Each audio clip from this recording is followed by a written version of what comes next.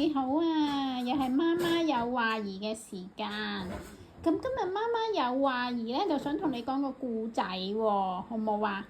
嗱，陣間呢個故仔咧，我就會用 AI 做翻出嚟嘅。咁呢個故仔係關於你㗎。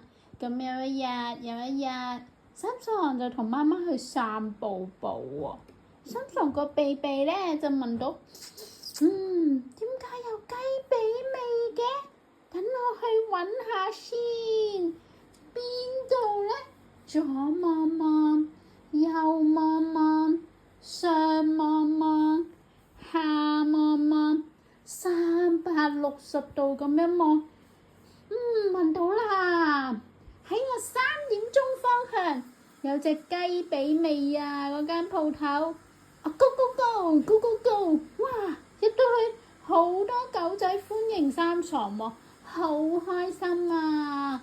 原來呢度好多狗仔喺呢間酒樓幫襯，呢間 restaurant 好多嘢食㗎，有漢堡包啦，有蛋糕啦，有雞髀啦。